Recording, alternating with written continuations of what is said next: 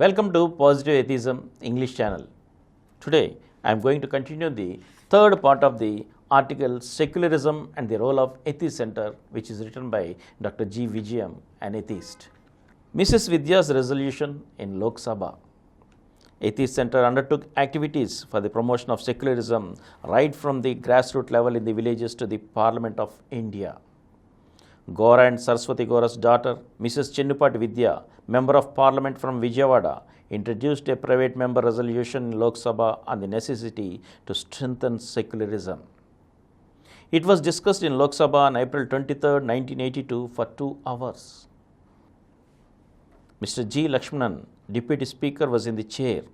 The discussion was further extended for 2 hours in view of the interest on the subject in the House.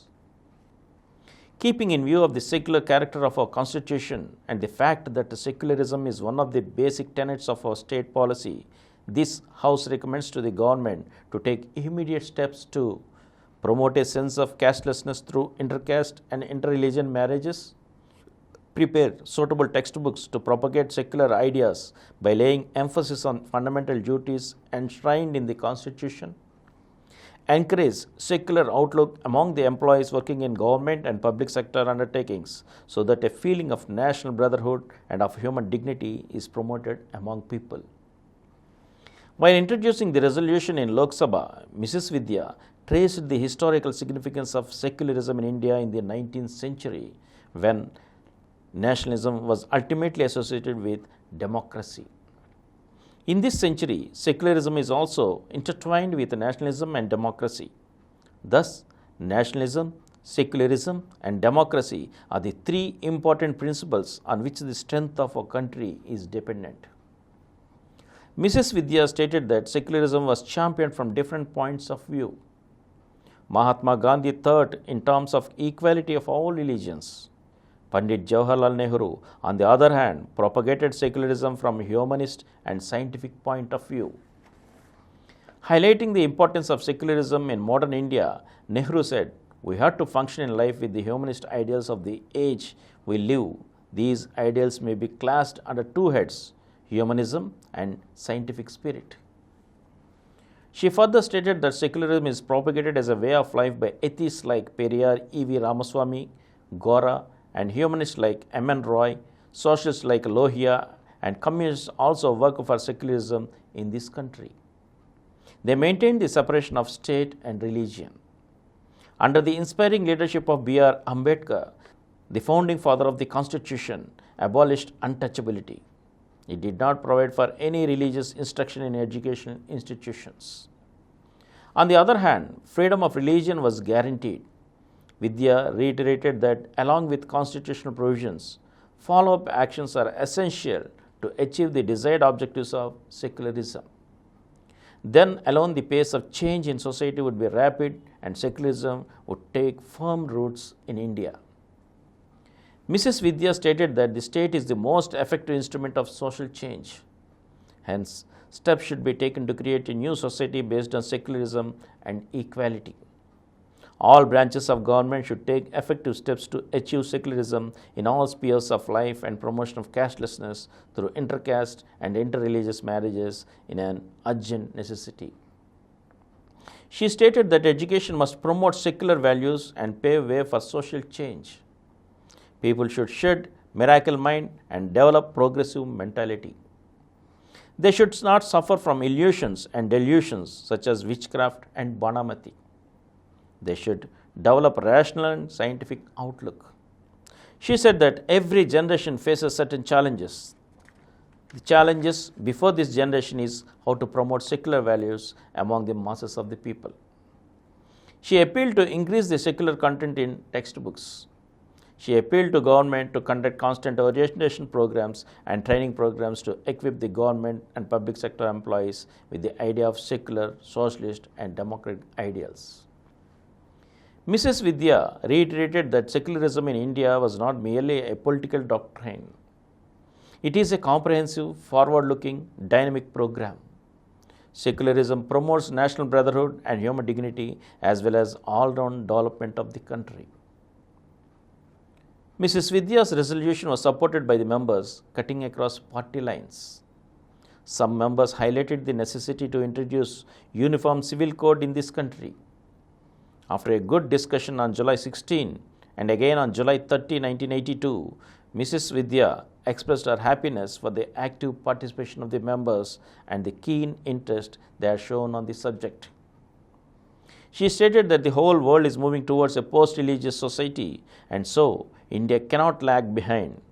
Secularism is a way of life which would enable to march forward in the direction of a post-religious society. Mrs. Vidya pointed out that morality and social relations are not connected with religion and they are secular in nature. Old values must yield place to the new.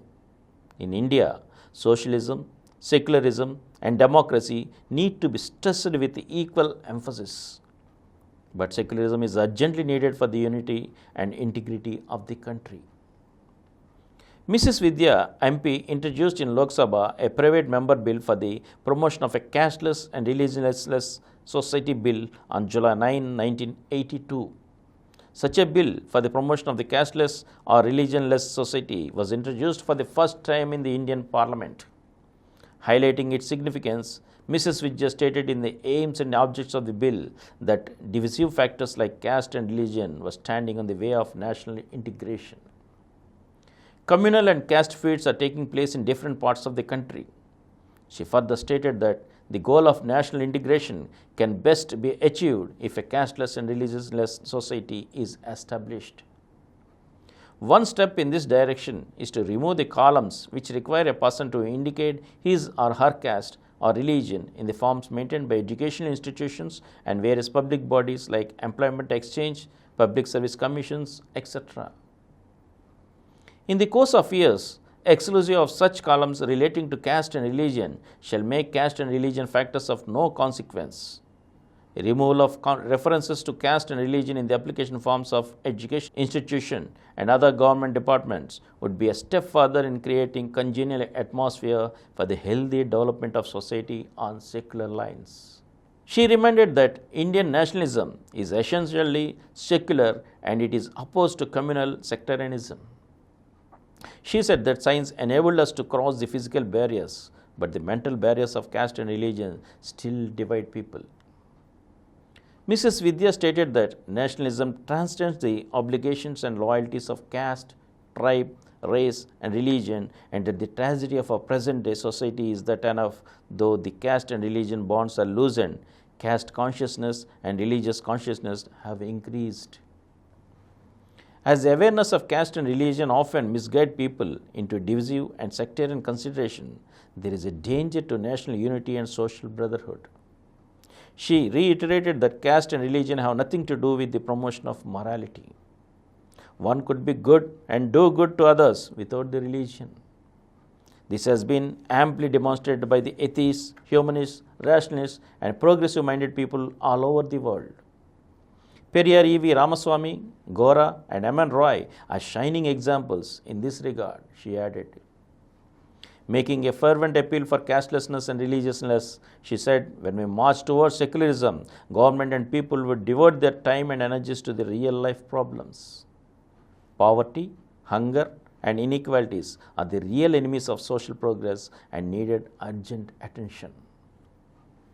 Atheist Center organized conferences, seminars, and discussions for the promotion of secularism and national integration with a view to create awareness among people and to increase their commitment to the cause. A number of articles also were published in different journals. Atheist Center's practical programs in the direction include interdining, social mixing pot, and intermarriages. The unity and integrity of the country and the progress of the nation depends on the secular foundations. Hence, secularism in India is not only a desired goal, but it is the very breath of the nation and a way of life free from religious influence in all spheres.